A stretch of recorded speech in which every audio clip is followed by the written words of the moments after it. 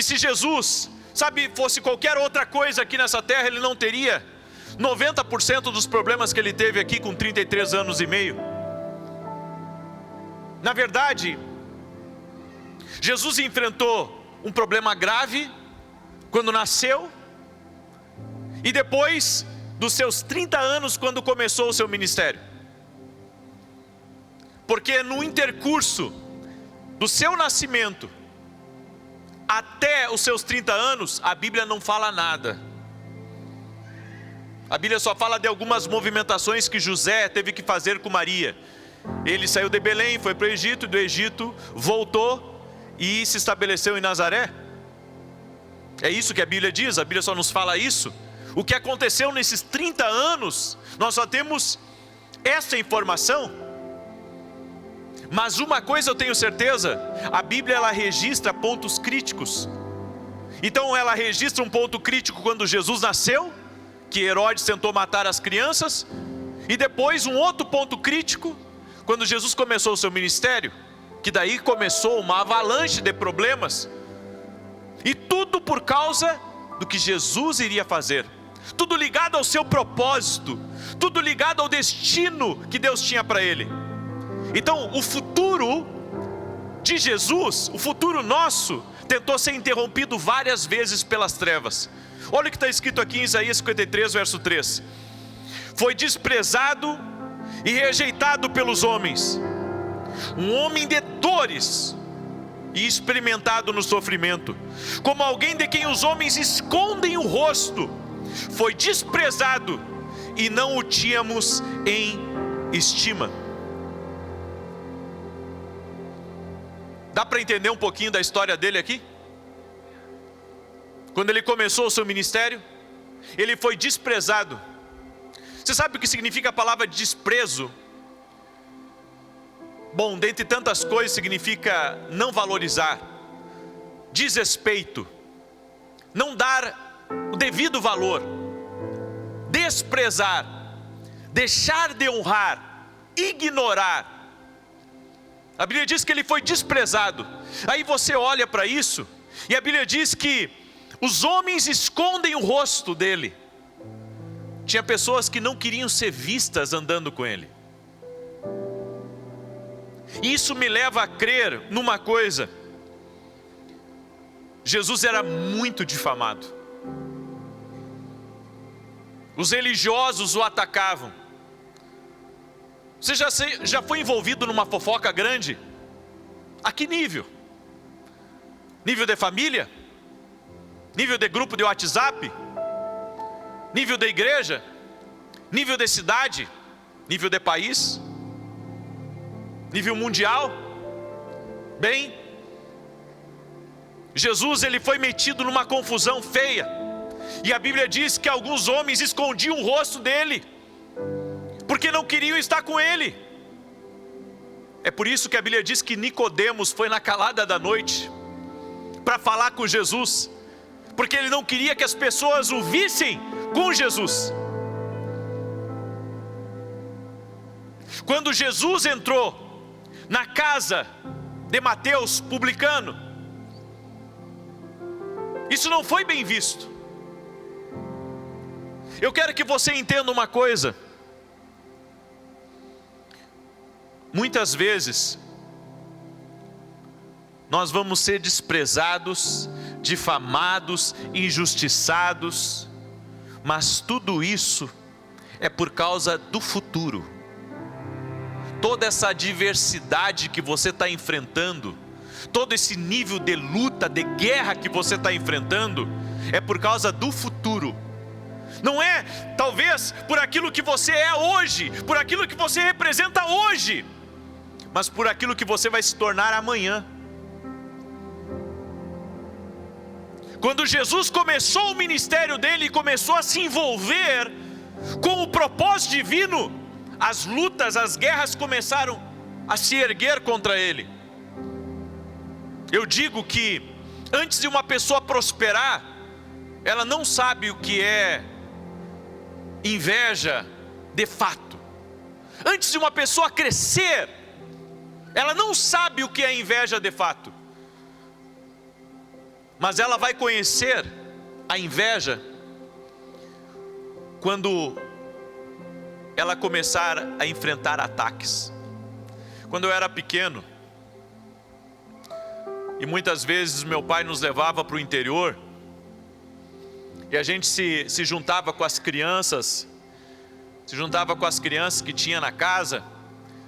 O que a gente fazia? Ia para os pés de laranjeira, de bergamoteira, e pegava aqueles, como se fosse aquelas taquaras gigantes, como taquara de bambu, e começava a bater nas árvores. Para quê? Para pegar o fruto, para pegar a bergamota, para pegar a laranja, para pegar a pitanga. Enfim, nós fazíamos isso como crianças, escalávamos muitas vezes na árvore, e quando não conseguimos pegar, pegávamos um pedaço de taquara para tentar pegar aquelas frutas bonitas que estavam lá no alto. Mas eu nunca usei uma taquara para bater numa árvore que não tinha fruto. Se você está apanhando na vida, é porque você está dando fruto. Se você está apanhando na vida, é porque tem alguma coisa na tua vida que começou a aparecer. E às vezes nós somos os últimos a descobrir que carregamos algo divino em nós, que carregamos e portamos algo do Espírito, algo que é maior do que nós. Jesus era desprezado, os homens escondiam o rosto dele, por causa daquilo que ele carrega. Às vezes você é rejeitado quando criança, às vezes você é rejeitado na sua juventude, às vezes você é rejeitado quando começa um emprego novo, às vezes você é rejeitado na faculdade, como aluno novo, como calouro, e você não sabe o porquê de tanta guerra com você. E você pensa assim: puxa, eu pareço tão diferente, porque, sabe, todo mundo me vê, todo mundo me enxerga. É que você é diferente. Você carrega algo diferente. É que nem a história do cisne. Ele foi criado junto com as galinhas, mas nunca ele tinha visto a imagem dele, nunca ele tinha visto o seu reflexo. E ele foi crescendo, e os outros pintinhos, eles diziam: você não pode ser nosso irmão, você é diferente. Mas ele não se via diferente, porque ele se via comendo junto com as galinhas, ele se via andando junto com os pintinhos. Mas então, um dia, ele vê o reflexo dele na água, e ele vê que ele não era como as galinhas. Ele vê que ele era diferente, ele era um lindo cisne. Eu quero dizer uma coisa para você: você tem que entrar no Espírito Santo para conhecer quem de fato você é.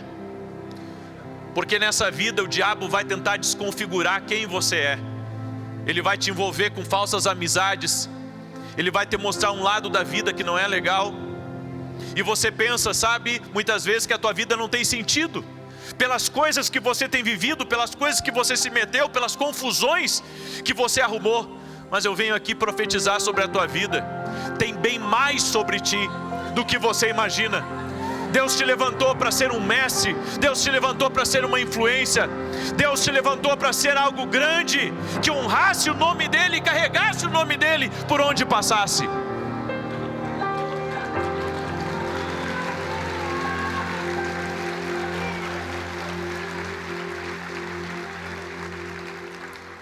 Se você não carregasse algo grande, o inimigo não tentaria te impedir. E eu vou dizer mais: se você não tem nenhum crítico hoje na tua vida, é porque você não está com os dois pés no seu propósito. Essa é uma grande verdade. Se você não tem ninguém contra você, se você não tem nada contra você, é que os seus dois pés não estão no propósito. Um dos maiores sinais que você foi chamado para algo grande é o desprezo. O inimigo sabe que você está destinado a conquistar novos horizontes. Eu quero mostrar uma passagem para vocês. Abre a Bíblia comigo em 1 Samuel capítulo 17, verso 41 e 42. Olha que tremendo essa palavra. Enquanto isso, o filisteu com seu escudeiro à frente aproximava-se de Davi. Ele olhou para Davi com desprezo, pois viu que era só um rapaz ruivo e de boa aparência. Muitas vezes o inimigo sabe quem nós somos antes de nós nos darmos conta disso. Golias, quando viu Davi, o desprezou, a Bíblia diz, porque ele viu um jovem.